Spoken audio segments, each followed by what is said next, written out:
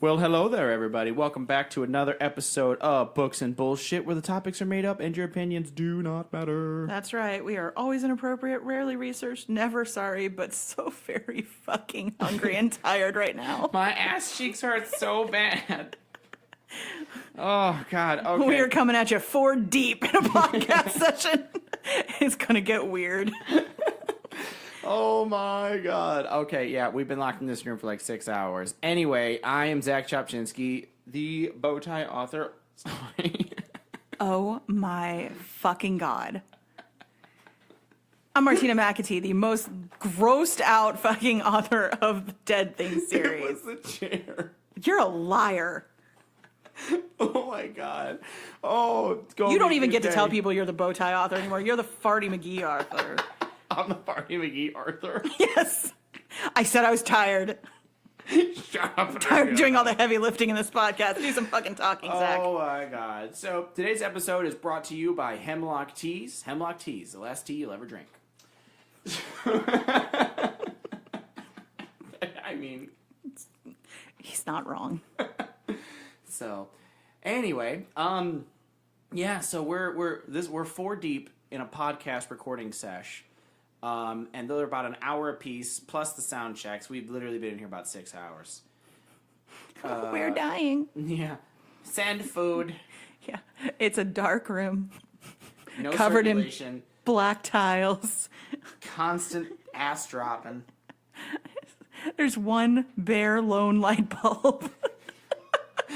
And you guys, when you check out our Instagram, that we're going to upload some pictures from this, and that's actually how it looks in here. Yes. Because we put soundproofing over the window, so this room is now blacked out. It's 12:30 in the afternoon, but it looks like it might be midnight. It's always midnight in here. Right. All right. So, yeah. So, Martina, what are we talking about today? Today we are talking about inappropriate books for children, or books that were written for adults that we managed to get our hands on as children and probably shouldn't have. I feel like that's what made me the adult I am today, which is pretty fucked up. Same. Yeah. Word. So yeah. Let's start with you. Oh, bitch. Okay. Tell us about you and your infatuation with Nora Roberts. Okay. I feel like in our podcast we have really hit. Oh, by the way, the Curtains is also with us as well. I keep forgetting the Curtains. I'm sorry. You're just so quiet over there, running all the sound and playing on your phone. Hi, Curtains. Looking like an evil supervillain with her Not Today Satan shirt on and her like twiddling her fingers together with her evil little expression. Oh, she has her phone. Never mind. That makes it slightly less evil. There you go. You guys, if you're listening to these, especially like in a row, you're like, this guy's got a huge erection for Nora Roberts. And Stephen King's penis, but we haven't gotten there yet. Wait for it. We'll get to Stephen King's peen. So, it started off weird, right? It's like this. What had happened is I was a young lad looking for a book to read. And my grandmother... He was just a boy standing in front of a library asking a book. Yeah, right? Now, my grandmother was big on reading, and so I was looking for a book, and I saw one that was Nora Roberts. It was one, I think it was the second book in the Star of Mithras series. I didn't know what that was. I just picked up the book and started reading it. But I was 12, not quite a boy, not yet a woman, and I started reading this book, and per Nora Roberts style, oh yeah. So I kind of dove right into that book. Now, the fun part about it is I'm sitting there reading this book, 12-year-old, like, they're talking about boobies and doing it. So I'm sitting here like, okay, I need to, isolate these scenes for myself and future posterity. And I also wanted to show one of my brothers. And so I'm sitting there reading this book in the living room, plethora of adults walking by. Nobody says shit. And I'm highlighting in the book, which should have been a red flag number 1. That Jack would one day become a serial killer. Wow, okay. First off, rude. And so I'm just reading this book and highlighting all the sexy parts, and then one day my grandmother sees this, comes up to me, and she goes, "What you doing?" "Nothing." She goes, "Are you highlighting all the sexy parts?" "No." She just called me on that shit in the middle of the living room. That's what grandmas do. In a sweet grandma voice. Yeah. Which is almost creepier. You highlighting all the sexy parts? Yeah. Why, Grandma, are you going to tell me what pages to turn to? Right? Do you want to read what I highlighted? Are you looking for the cliff notes here? I'm not entirely sure how this is going down. And then, weirdly enough, when I go to show my brothers all the like sexy parts I highlighted, they weren't interested. They looked at me weird. So you're saying that your brothers were not pervs? You know what? I didn't have computer or internet. I mean, this was way early in the mid 90s almost. Like, yeah, no, I was younger than 12. Yeah, no, I had to have been under 10 when I started reading Nora Roberts. This is a sign of somebody having an epiphany. Man, that's fucked up even more. More. More. That's fucked up, son. So, yeah, wow, no wonder why I'm so fucked up. I didn't even know what those things were, but I knew they were good. That's all that mattered. That's all that matters. Thanks. Nora got me there, but nobody else could or would or wanted to. Yeah, would have been illegal. Yeah. Because you were under double digits. I mean, all these kids nowadays with their phones and their laptops and their computers, you wanted porn in my day. You either snuck onto your computer, which dropped the dime on you because... Not only that, you had to wait for anything to show up on that screen. Buffered and pixelated and came into focus. It was like, oh, I think that might be a boob. Oh, wait. Oh, what? No, it's gone again. God damn it. Or you're like, all right, it's top to bottom. Like, all right, nice, she's hot. All right, big old tits, and we're getting down. And oh god, this is chicks with dicks. Like, and then you're like, porn. I waited fucking 8 hours for this thing to fucking Big download. Old shaven dick. Yeah. So I mean, it's fine if people are into that. We're not judging. I mean, do you? But I mean, I'm just saying, like that's or what do we them. had. I had books, and a vivid imagination, and sore hands. Yeah, it's kind of weird that I started reading at a young age, like more horror terrorizing books, like child murderers and weird child orgies. Thanks, Stephen King, for that. Yeah, can we just talk about how is Stephen King's book been made into 2 film adaptations, and everybody seems to gloss over the fact that he had like 6 12-year-olds run a train on another 12-year-old girl. And the fact that they still haven't removed it from the books, because he was just like, it happened. It is what it is. It was the 70s. That was sort of his like response, or it was the 80s. I mean, at this point, even if it came out now, today, with like modern day SJWs and shit like that, and like the internet, Stephen King's at the point where he'd be like, and? Yeah, like, sorry, not sorry. Yeah. I still make millions, so we're good. Yeah, he's like, I'm perfectly fine with you hating me. I like, could stop making money now and still be fine. My grandkids will still be okay. Yeah. God. I know. I just made myself really sad. I know, right? Fucker.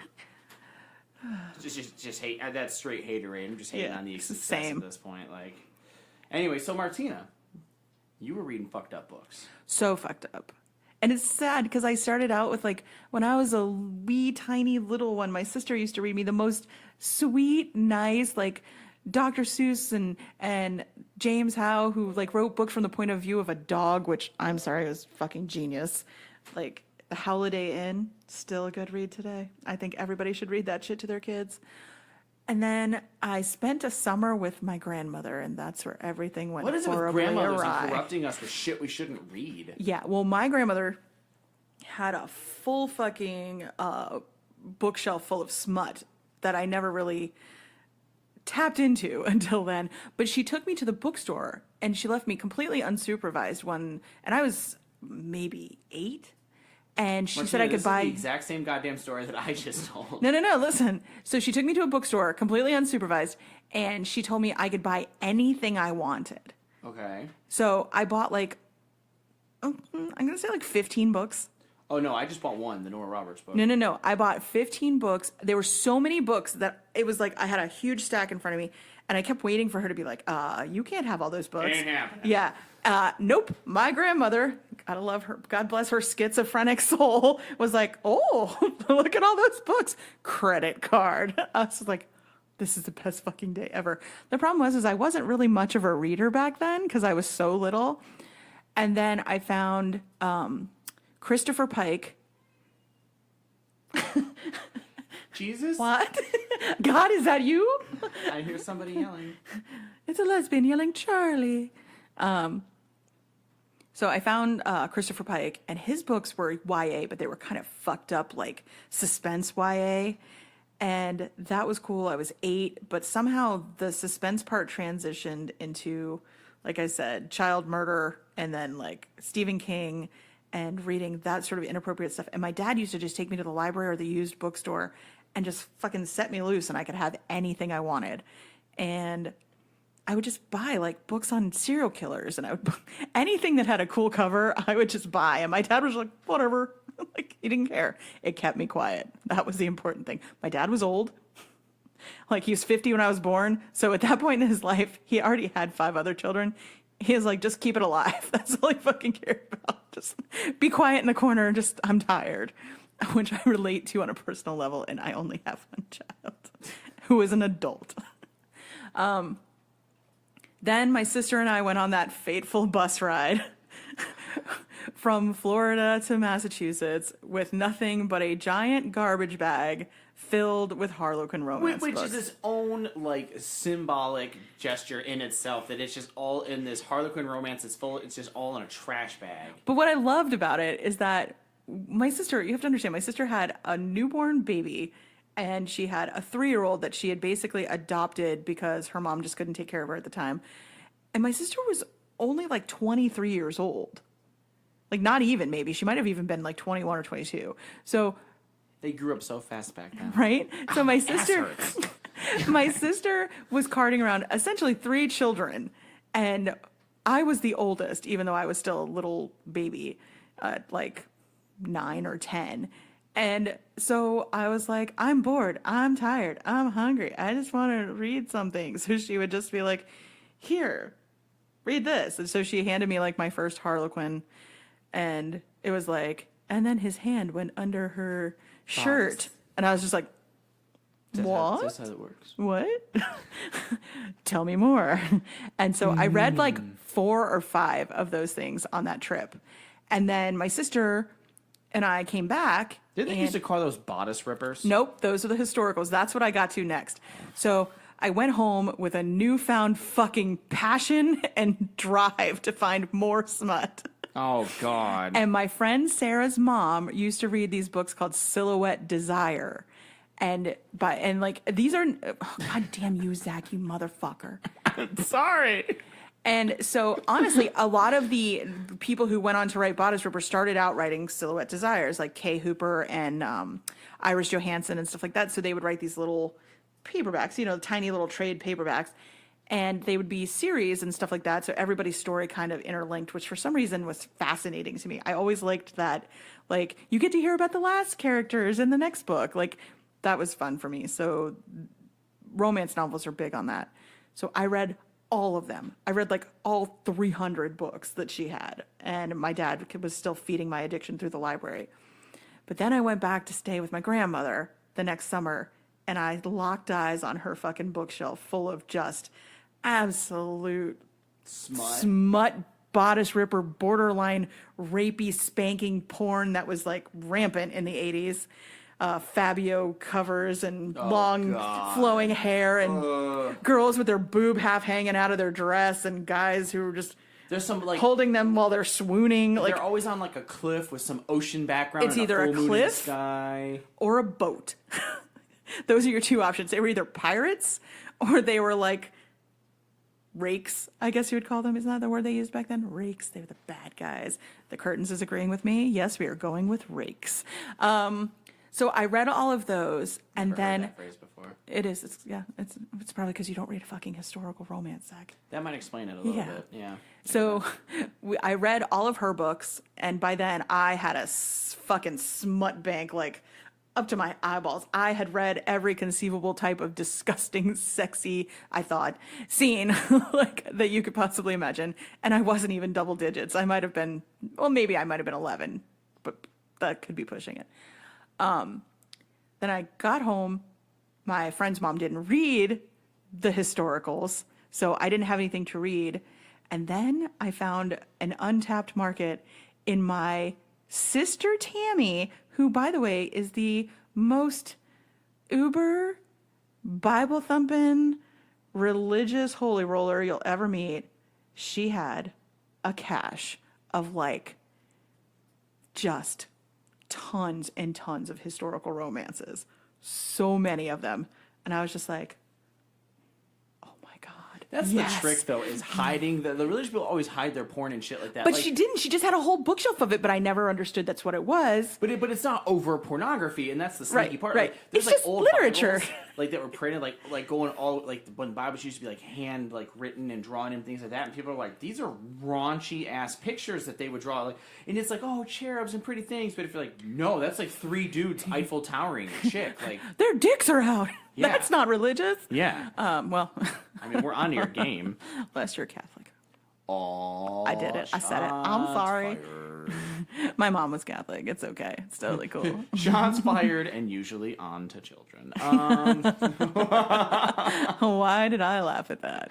Because we're horrible fucking people. We're really tired. So Let's do this. yeah, so I finished all of my sister's books, which I smuggled out one book at a time because I couldn't, like, she wouldn't let me read them. She was actually a responsible adult. So Clearly not a very good one. no.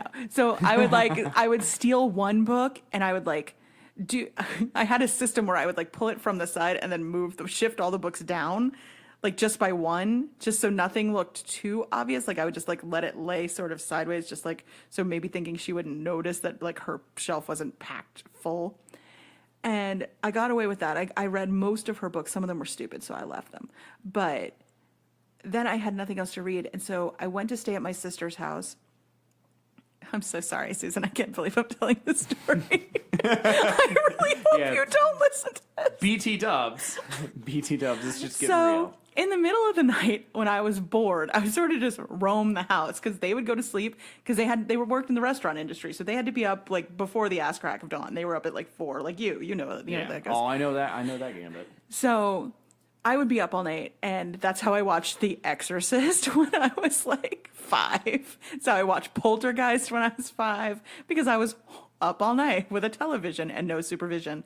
And I was under my sister's bathroom sink. Don't ask. I don't know what I was doing there. I mean, that was going to be my immediate thing. Like, what the fuck were you doing? So I just went in the bathroom and I opened the cabinets, and there was this box all the way in the back. Oh, God.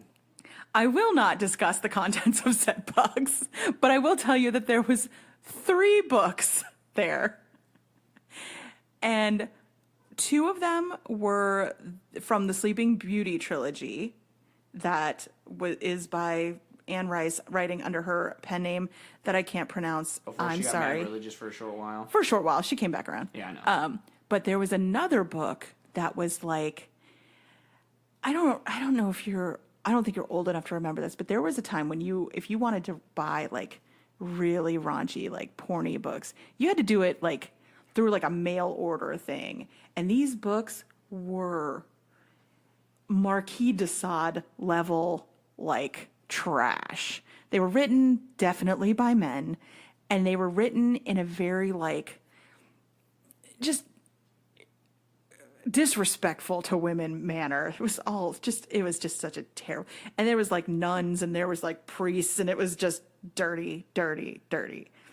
So everybody's orgasming constantly. yeah, and He they was the used most really endowed and old swollen timey dude. skeevy words like to describe women's genitals, like Snapdragon. quim, which is a very old porny word for vag, and it was just Quim? like, ugh, please stop saying it. I'm so sad that I Wait a even minute. said it. I feel like I need to like write a book now and make that a character name. Okay, well, it's bad enough that one of my characters is named Quinn. Now that I've put those 2 together and I've had this what's flashback, I'm really I feel like sad. we're in a spelling bee now. Like, what's the origin of that fucking word? That like a lot of them like I think it's one of those things where it was like a word that they used in Victorian times or before. And because this was supposed to have sort of like a historical porn aspect to it, they just brought it back old school. But in that context, I mean, it was never good in any context, but in that particular context, it's just so fucking skeezy. But then I transitioned from that book, which was just porn, to Anne Rice's Sleeping Beauty trilogy, which is like fairy tale porn, way more a young girl's alley. this is more my taste. And that's when I learned that sometimes guys want to fuck other guys. Yeah, I know. I was like, hey, That's my kinda mom wild. never told me that was a thing. But they seem to really be enjoying this. Yeah. And then I also learned that there was something like where people would put ponies, like ponytail dildos in their butts to look like ponies. Yeah. I also did not understand that that was a thing, as I shouldn't have because I was like literally a child. You were a toddler. Yeah, essentially. But I had a very, very, very graphic introduction to sex in general. But I honestly knew a lot more than I should have because my sister was an adult who was married, and my sister-in-law was also an adult who was obviously married to my brother.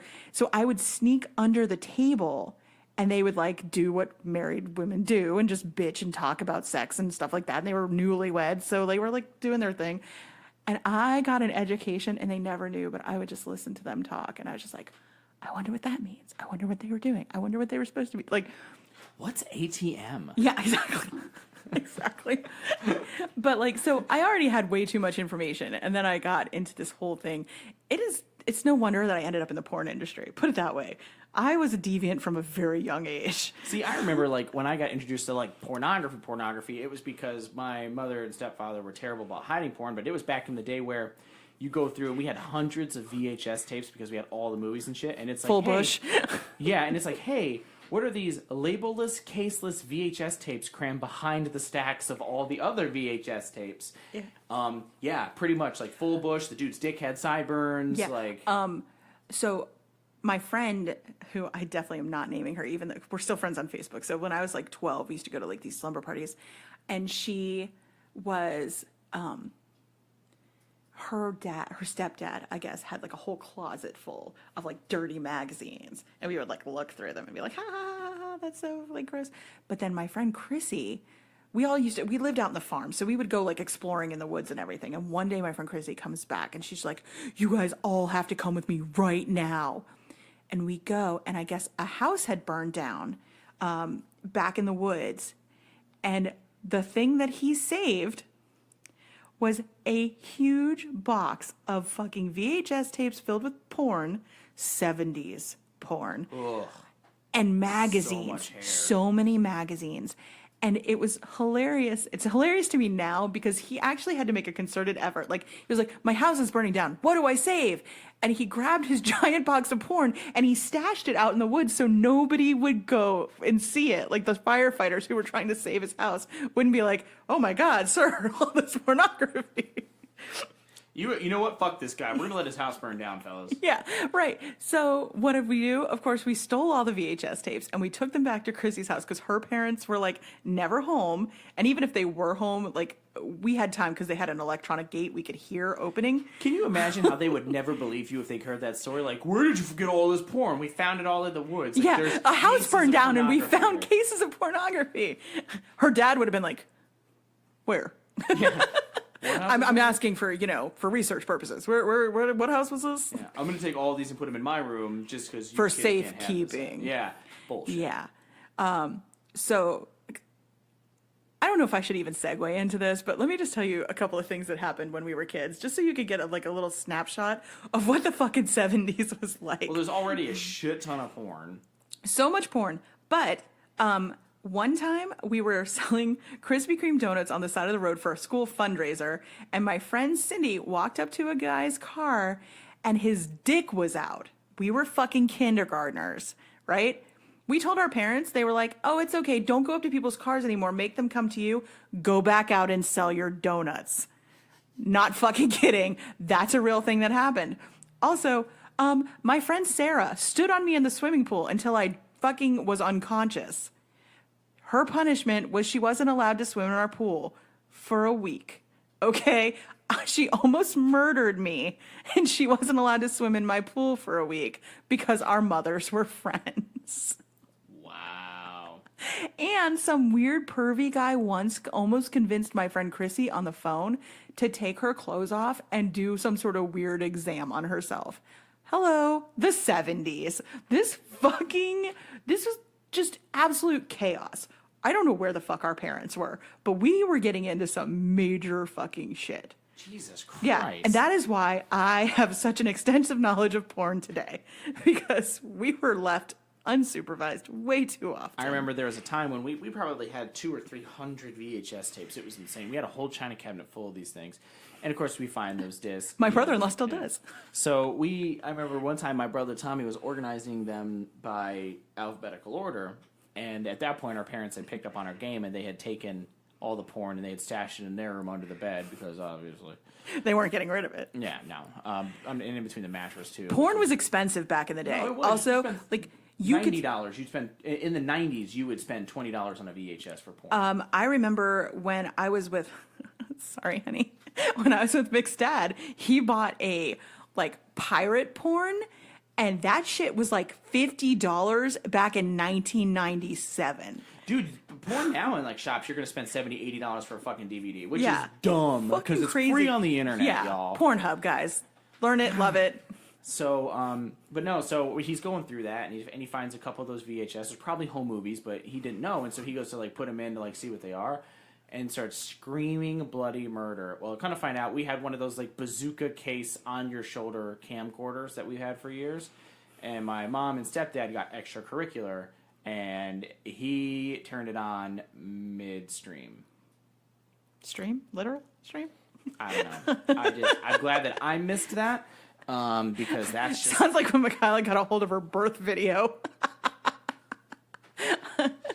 Ew. Yeah, I never wanted it filmed, but I was somewhat not really with it and didn't have much say in When it. giving birth? No shit. Yeah, I was definitely out of it, and he didn't even go like, Discovery Health, like tight shot, like, oh, there's the head. Nope, knee to knee.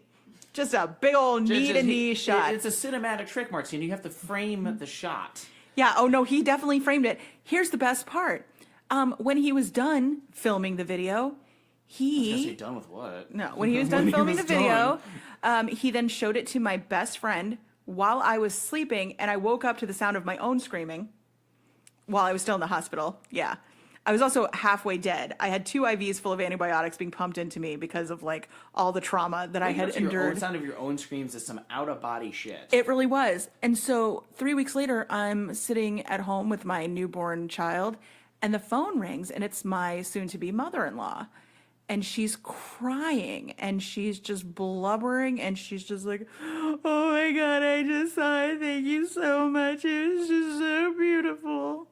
And you're like, saw what? That's exactly what I said. I said, what are you talking about? Michael sent us the video, and we watched it last night. We? We? And she's like, oh, me and, oh, God, I can't believe I forget her grandfather's name. But yeah, his mother and father watched that video together. Guess what? They had never met me in person. But now they've seen your vag and beehole get ripped open. And never saw my face. They still didn't know what I looked like. But they knew what your vag and beehole looked like. Correct. Yeah. I was mortified. She showed up when Mick was like 7 months old, and I was just like, hi, nice to meet you. Please don't look at me. I wanted to murder him. If I didn't need somebody to actually help with the baby, not that he ever was, but if I didn't need somebody to help with the baby, he might have actually been dead.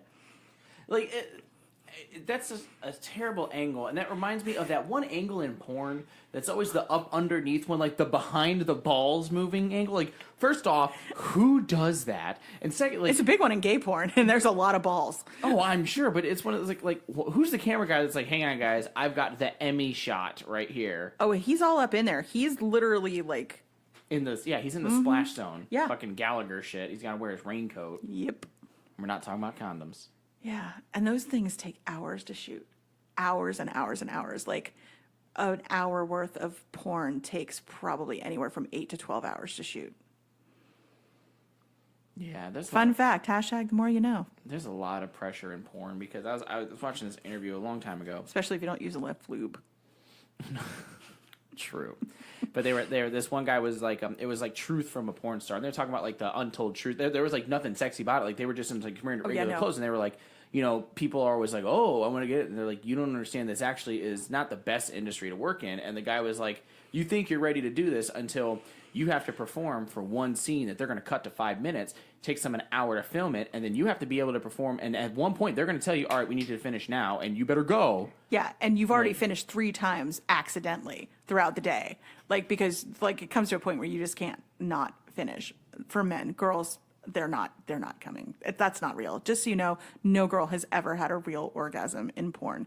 They are icing their vaginas when the day is over. Like, that shit is painful for them. It's not sexy. So, yeah, all those big, over-the-top, ridiculous orgasms you expect from your real-life girlfriends, they're fucking fake. But I thought those were... No, curtains? sorry. Aw. I think Martina just outed my wife. Well... Wait, what? I mean, in what respect? well, it's like the other one was funny. They were talking about like, no one like, they're like, and everybody likes anal scenes, and you have to do all this gross stuff. Like they have to they use like saline bags, and like they enema themselves. And somebody was like, she goes, oh, and dear Christ help you if you forget to empty the saline, rinse out the bag, and fill it with water. She goes, you use a saline in an actual enema. She goes, you will violently shit yourself all day, and the shoot's done. She goes, if you forget to change the bag out and use the saline that's actually in there, you're done for the day. My muggle job, where I work in CT, I can attest to this because part of our job is what they call gastrographin enemas. And that's the dick move where the upstairs people can't get the patient to go to the bathroom. So they send them down to CT for what they call a gastrographin enema. And if you've ever seen the Tub Girl video, you'll know exactly what happens when you administer... if you've ever seen the Tub Girl video, the curtains violently went... Because we all know that Zach has watched that fucking disgusting That came out in the video. late 90s as a thing. Of course I've seen that. Exactly. So, yeah, that is sort of what we have to deal with whenever something like that They're like, oh, is you ordered. have trouble poop? We're going to make you violently shit out your soul. Well, put it this way. I'm not going to go there, but I will tell you that it's sort of a last resort before, say, like, bowel obstruction surgery. But oh my God, you need like crime scene cleanup and you need like full fucking hazard gear. We get none of that. Welcome to the medical field. It's fucking disgusting. Though luckily we don't have to do that where I work anymore. But we have had some incidents. That's all I'm going to say. There's been some problems. Anyway, we were talking about books. Yeah, where'd the books come? There's a lot of bullshit, specifically shit in this conversation. Where'd the books go? Yeah. So I think we got some comments there from some of our readers on the Facebook page. I do, and the first one is from the Curtains. Oh, yes, the Curtains let is us getting in on once this one. more visit the book called Animal. Oh, God. Yeah, go ahead. Tell everybody how you introduced your wife to a snuff film. I did. Book. Okay, we were in high school, and I was looking up graphic horror. I remember actually how I got this book is it was in a bookstore. And I just wanted the most graphic, horrible thing ever. So I went in horror, saw the book Animal, and somebody at the store suggested to me or said this is a really grotesque book or something. And me being like a late teen, they're like, oh, fucking sweet, let's do this. So I'm reading it, and it follows a woman as she's kidnapped by this sex ring, and they make snuff films. It's like a whole, but he describes in such vivid detail, and she's not the first one up at bat when they take her to this cabin in the woods just to watch other people get snuff films made out of them. It's this really horrible thing, and at one point, like, there's actually a scene in here where this one guy, they think he's going to leak information in the snuff ring thing, so they take him, and the guy whose name is Animal, Of course it is.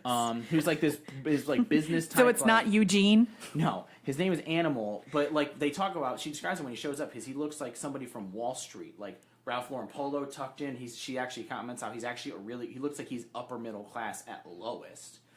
And so he basically, the scene that they go into vivid detail where they kill this man is he basically straps on a knife dildo and fucks him to death, and then they cut him into pieces and they take him to the dump to be, like, dispose of him in the dump. But then Animal, as he's loading his corpse, like his disembodied corpse out of the trunk, and it's just the torso, no arms, heads, or legs, he goes, you know what? One last hurrah, and fucks his esophageal tube. Not for nothing, but that's a straight up Ed Kemper move. You know him, my go-to serial killer fave. Yeah, big fan of fucking the what's left of the neck area. Yeah. after he decapitates his victims and also fucks their heads. Yep. And then Good times. And then I come to find out this whole thing at the end of which it's like a huge twist, and I'm going to ruin it for you because you shouldn't read this book. This book is, unless you've got... This book never should have seen the light of day. No, unless you've got literal guts of steels and no conscience. Like, as a curious teen, I read it, but as an adult, I went back to try to read it just to be like, there's no way, like... It couldn't have been as bad as I thought it was. And then I go to read it, and I literally couldn't get past the first chapter. I'm like, I can't. But it ends with, you know, her father-in-law is this old rich man, and he commissioned this crew to make a snuff film out of his daughter-in-law because he had an infatuation. And you don't know this until she's safe. It's all done. She's in the hospital. Her husband's there. Family's there. They're all comforting her. Everybody leaves the room except for the father-in-law. And he walks over and locks the door and just starts spilling his guts. Then the security kicks in the door because they're like, why is the door locked? And he runs off into a bathroom and puts a fucking gun in his mouth. As he should have. Yeah, but it's just so maybe before fucked he up. murdered all of these other fucking disgusting... Ugh. Anyway, that's enough of that one because that is a really bad book. How about a Harry Potter palate cleanser? Okay, I'm okay with that. So, our fave, Ethan Gregory, who saved us from the worst book con ever. The con that shall not speak its name, and you all know what convention that is. If you're in the indie world, anyway. If not, don't worry. It was barely a con. I learned a thing at that. Because side note, I learned a thing there to never, ever back a cause unless like not to. I learned to not to be a good guy and try to save people when they're drowning in that circumstance because everybody was like, "Oh, hey, you know, we need to get money and we need to get these things back up." And I'm like, let me use my platform and try to help the group. And I got lumped into like somebody that everybody was yelling at, and so I had to like rescind. And I'm like, I learned from them. Nope, if it's none of my business, plug my ears. Yeah, exactly. So Ethan says, I read the first 3 Harry Potter books in the summer between 2nd and 3rd grade. Growing up in an ultra-conservative southern town, I did my... hang on. Growing up in an ultra-conservative southern town, I did. My church had a problem with it. Yes, as they usually do. Guess what they had me read instead? I'm guessing the Bible. The Book of Mormon. Guess who hasn't been a part of organized religion since? That's like such a go-to with Harry Potter. They're like, no, okay, but it. He says, I'm all about being here for Jesus, but don't put the Bible up against HP 1 through 3 and tell me it's less terrifying. Nah, bro. And for most of us, like I said, the Harry Potter series is our Bible. It's true. I'm a grown-ass man, and I still refer to my personality quirks as I'm just a Slytherin. So, there's that. And Layla and I are Ravenclaws. All right, let's go back to the board here. Okay. Oh, I feel like yes. Steve Harvey right now.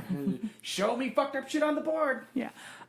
Flowers in the attic. Oh, God. Yeah, more than one person listed flowers in the attic. That is so bad. Now, I had never read the books, but I've seen the film. That should be Zach's real tagline. Never read the books, but I've seen the film. I'm going to make that my tagline on Is he a all my film social producer? media. Nope, he writes books, ladies and gentlemen. Big reveal. All right, so hit us with it, Martinez. What are they saying about that fucked up story? Basically, that is a fucked up story. Thanks, Ollie. It's hot. Thanks, Ollie. Somebody wrote, we all know why that book isn't kid-friendly, but for those of you who don't, because brothers and sisters are fucking. That's why it's inappropriate. And if you think that that's just one book in her repertoire, you're wrong. Though she does like to sometimes have fathers and daughters fucking, or aunts and uncles having sex with their nieces and nephews. She was a big fan of incest. And even creepier is when she died, her children went on to pick up the mantle and continue to write her incesty books. Which makes me somewhat worried about their Somebody childhood. should talk to her kids. Like, Yeah, serious, though. for real. But, I mean, that fucking paycheck never tapped out. Like, people still read V.C. Andrews. They just slap new covers on them every 5 years and roll them out for the next generation of children who are like, ooh, look, a pretty cover. Damn. I think, like, should these shields be out more? Like, does this make a difference at all? Oh, okay. There we go. So anyway. Oy vey. And let's see. My sister read the Amityville Horror as a child. That's kind of fucked up. That was the original Amityville horror movie was most like the books, I think, if I remember correctly. That one I actually do know, and I agree. Yeah. So if you ever saw the remake Amityville horror, Ryan Reynolds. yeah, which don't knock it, Ryan Reynolds shirtless, Chopping chopping wood. wood. I'm there for it. Mute it, whatever. I'll watch that shit on repeat. So will Zach. And the sweat starts going, he gets all glistening and shiny. The first time I realized that Ryan Reynolds had abs was when I saw him in Blade Trinity, and I was just like, "Oh, hello, Ryan Reynolds. Where you've come a long way from Two Guys, a Girl, and a Pizza Place." No, the one that I was Waiting. But I mean, I don't remember him having abs in Waiting. I don't remember him being shirtless in Waiting. No, there's one scene where like Zach, by the way, knows everything about Ryan Reynolds being shirtless. There's one scene where he's standing outside the bathroom and he's got his shirt tied up in a halter top like I sometimes do to be a smartass, and That's what he tells us anyway. and he had abs going on. I started watching the other day when I got home before Layla. I started watching Van Wilder. Oh, don't There's even talk to me about Van such Wilder. a difference. Don't talk to me about that movie. Is it when they're jerking off? Yeah, the dog? just shut up. Shut your fucking mouth. Dude. Shut your fucking mouth. I will not discuss that or Human Centipede. Not now, not ever. Speaking of Don't ATM. fucking ever talk to me about those things. I will get up and leave the room. Fucking hashtag fact. Never. I can't do it. But the original Amityville book and movie, both fucking stellar and horrifying. I winced though when I watched the original Amityville horror film though, because that poor dog is scratching at that wood constantly, and I'm like, that little dog is gonna like make its little paws bleed. Yes, that poor dog. You know what I mean? Like Back then, they didn't give a fuck about dogs either. Like they were just like, whatever. If the dog dies, he dies. Where's the movie? What was the one where there was that little puppy that was trying? It's like in the woods. It's a movie from the '80s, I think.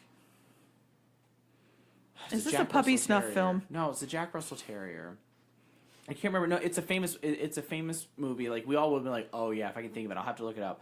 But it was crazy because it was made in the '80s, and they're like, yeah, like several puppies actually died making that movie. The movie was actually horrible because the little stunts that they made the dogs do actually were killing the dogs. Jesus Christ. I don't want to talk about that. Ew. Fuck you, 80s. Yeah. Well, I mean, just look at the fashion alone. Fuck you, '80s. Oh, but it's making a comeback. Yeah, no. Isn't that the theme of the PenCon coming up this year? Yeah, but we need to all dress as the Breakfast Club. Even though that movie is horribly problematic. Yeah, that, Pretty in Pink, St. Elmo's Fire, they're all horribly problematic. Yeah. Now, looking back, it makes a lot of sense. Oh my god, Long Duck Dong. So fucking racist.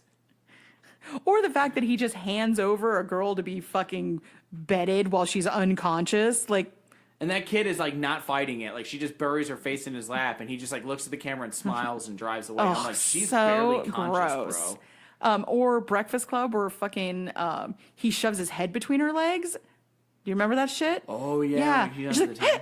like if she like punches him or whatever. Like, oh my god, that's like, I'm sorry, that's assault. Or when the principal like locks the kid in the closet and then threatens to beat the shit out of him. Yeah, that whole like fucking what the hell was wrong with you, John Hughes? You ruined a whole fucking generation. Well, you messed with Turned the them boy, into you get the frat horns. bros. Where were we? Yeah, I have a problem with frat guys. Sorry. I think that's pretty much the only ones not worth mentioning, but like the only ones that were Like I know we had a lot of repeats on that book. right. That was more like, yeah, there's like a lot of repeats. Somebody mentioned Pierce Anthony's Adept series, which wasn't anything overtly fucked up about it, except she shouldn't have been reading it because there was some sex in the second and third book. But And she was the reader was a youngin. she was only 9. Okay, I'm sorry. I just had a total flashback. Yeah, there's an epiphany that just happened right now. Did anybody ever read, and this is like an old as fuck book, and it was called Clan of the Cave Bear? I feel like I've heard of it. But Okay, I've never read I it. also like picked this book up at a young age and just thumbed through it. And there was like a scene, and it's like supposed to be cavemen times, and he like knocks the girl out over the head, drags her into a cave, and has sex with her. And that shit stuck with me, but I like buried it, and all of a sudden, for some reason, I just read that post and was Yeah, like, damn, like you literally lit up. I was just like, Because I remember the time being so horrified. Like, is that a real thing? Did that really happen? Like, is this a historical text? Like, that's not cool. But, you know, I mean, I guess that was a thing, or at least they keep claiming it was a thing as if they can somehow justify, you know, dragging some woman off by her hair. But yeah, good times. So yeah, lots of rapey books. Cool, good stuff. Good times. Good. The times. 80s. Yeah, that goes back to like Tim Curry. Was that late Wait, 80s what? or early 90s when Tim Curry did it? That was, I want to say, probably the late 80s. Well, because we were talking about, you know, inappropriate. Like 88 or 89. Like thanks to the 80s, it's one of those like, yeah, like Stephen King's books we were talking about. And, But the best part about that is back in the 80s, they had huge hard-ons for miniseries, which was great because you got a book and you got all the detail, or at least more detail than a 2-hour movie, because you had 4 nights of 2-hour movies, and it was all like, it was a miniseries first. Yeah. The Stand was a great miniseries. Oh, yeah. That shit was fucked up. Like, so you got Rose Red, fucking okay, great I'm glad miniseries. you said that because I've been wanting to watch Rose Red. Fucking love Rose Red. But I can't find it. It's not on Netflix. It's not on Hulu. It's not on Amazon. We can't find it in stores. I cannot find I wonder Rose if they Red. pulled it, and I wonder why. Or maybe they're just gonna pop it out like every 10 years, like Disney does. I'm like, if you want to buy it, you better fucking do it now, bitch. But I'm like, why can't I find it? Like nowhere. And Microsoft and the Xbox Marketplace and the PlayStation Marketplace where you can rent movies, it's not there either. Like, where the fuck is Rose Red? I don't know. It's so now that's gonna bother me. So now I'm gonna fucking this is research legit, and this shit. has been recently, like the last couple of weeks. I've been searching for it because I've been wanting to watch it. I don't know. Okay, really? Well, Layla found it. Here we go. Layla found it on. Oh yeah, in stock January 11th, 2019. It's a special edition. Yep. I was gonna say, I bet they pulled it to digitally remaster They it. did, and it is $100. What the fuck? Check that shit out. Damn, you hit the nail on the head with that they were going to sit on it and then release it. That's a brand new post. That comes out on the 11th of January. Yep. But there is a DVD. Oh, those are 2 offers. It's probably like a old. Yeah, it's somebody selling it used, probably. Yeah. No, I figured, you know why? Because Stephen King had that new show come out on Hulu. So now they're trying, and Yeah. with it catching fire again. And he's obviously going to cash that paycheck. You get yours, yes. Mr. King. You know what's crazy? And that's the only one on here, because you scroll down, there's one used offer that you pointed, and then nothing. Nothing. Jesus. That's why I can't fucking find it anywhere. What? What I miss? Nothing. Yeah? Why are you talking shit about me? What? I wasn't. You weren't even a thought. How about that? I can be such a thought. You are kind of a thought. That's true. You're always that hoe over there. Yeah. Yeah. So, do you got anything else you want to throw on in this one, Martina? Other than children should probably be supervised even when reading? Yes, 100%. Well, actually, you know what? Fuck it. I don't think they should be supervised at all. I think they should just read whatever the fuck they want and become the fucked up individuals they were always meant to be. God, and then someday they can go on to have podcasts too and books that only sell marginally well occasionally. Yeah, well, now we're going to be famous because we got voices on the radio. It's kind of funny that I grew up to write a book called Children Shouldn't Play with Dead Things. And all you did as a child was read about dead things. God. Prophecy fulfilled. All right. Well, Martina, do you want to slam them bars of our social media and the outposts they can find us at? You can find us at facebook.com/books and bullshit podcast. It's a closed group, but we'll still let you in. Just ask to join. Or instagram.com/books and BS podcast. And that you just click the button and we'll be nice and click back. Like I said, we're going to have a Patreon coming up here shortly in the next few days. Or we may already have it up by the time you hear this podcast because we're just starting all these things. So go check it out and look for us. We'll put some links in our social media groups. Be on the lookout for those if you haven't already seen them. And other than that, this has been a blast. Yeah, so thanks for coming on by to Books and Bullshit. It's been mostly bull. No shit. Bye. Bye-bye.